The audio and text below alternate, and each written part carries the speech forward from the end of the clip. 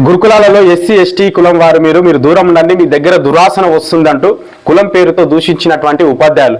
మిత్రులారా చూడండి, ఇది ఎంత చాలా బాధాకరమైన విషయము. నిజంగా అక్కడ ఉన్నటువంటి విద్యార్థులకు ఏదైనా సమస్య ఉంటే మేడం దగ్గరికి వెళ్తే వెటకారంగా మాట్లాడి పంపించేదంట. ఎవరైనా అధికారులు వచ్చినప్పుడు వాళ్ళ సమస్యల గురించి చెప్తే తరగతి గదిలోకి వెళ్ళి విద్యార్థులను కొట్టేదంట. అసలు ఇదంతా తప్పు ఎవరిది? ప్రభుత్వంది. 100% ప్రభుత్వంది తప్పు ఉంది. ఎందుకంటే ఇప్పటి వరకు ఒక విద్యాశాఖ మంత్రి లేడు.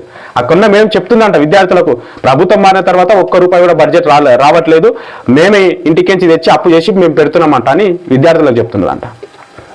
అసలు నిజంగా ఈ బడుగు బలహీన వర్గాల దగ్గర ఉండేది కేవలం చదువు మాత్రమే ఆస్తి. వీళ్ళ దగ్గర భూములు ఉండవు, ఏమి ఉండవు, వీళ్ళకు చదివే ఆస్తి కాబట్టి వీళ్ళు చదువుకోవద్దు, ప్రయోజకులు కావద్దు అంటని ఈ ప్రభుత్వంకు అయితే 100% స్వార్థం ఉన్నది అని అనిపిస్తున్నది. ఈ సంఘటనలు చూస్తే గత ప్రభుత్వంలో అయితే ఇంత అరాచకం అయితే లేకుండే అబ్బా. ఈ ప్రభుత్వం వచ్చిన తర్వాత ఎక్కడిదక్కడ వాళ్ళకు